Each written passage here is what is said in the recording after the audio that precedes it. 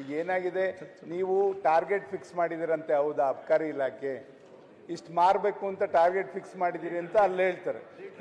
ಇಷ್ಟನ್ನ ನೀವು ಒಂದೊಂದು ತಾಲೂಕಲ್ಲಿ ಇಷ್ಟು ಟಾರ್ಗೆಟ್ ಮಾಡಬೇಕು ಅಂತ ನೀವು ನಿಗದಿ ಮಾಡಿರೋದ್ರಿಂದ ನಾವು ಸೇಲ್ ಮಾಡಲೇಬೇಕು ಅಂತಕ್ಕಂಥ ದೃಷ್ಟಿನಲ್ಲಿ ಅಲ್ಲಿ ಅವರೆಲ್ಲರೂ ಕೂಡ ಹೇಳ್ತಕ್ಕಂಥದ್ದು. ಹೀಗಾಗಿ ಹಳ್ಳಿಯಲ್ಲೂ ಮಾರ್ತಾ ಇದ್ದಾರೆ.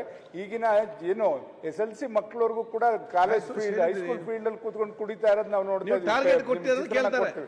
ಅದೆಲ್ಲ ದಯಮಾಡಿ ಏನಾರು ಒಂದು ತೀರ್ಮಾನ ಮುಖ್ಯಮಂತ್ರಿ ತಗೊಳ್ಳಿ ಅಂತ ನಾನು. ಇಲ್ಲಿ ನಮ್ದೇನು ಟಾರ್ಗೆಟ್ ಇರುವುದಿಲ್ಲ. ಇದು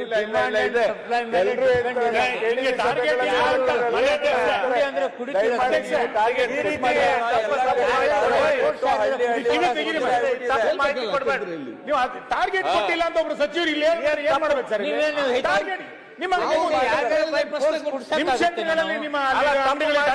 ಅಲ್ಲಿ ಡಿಮಾಂಡ್ ಇದೆ,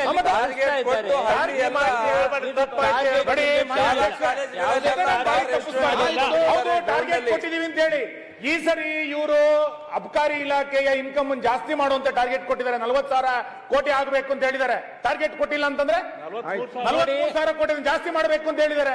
ಟಾರ್ಗೆಟ್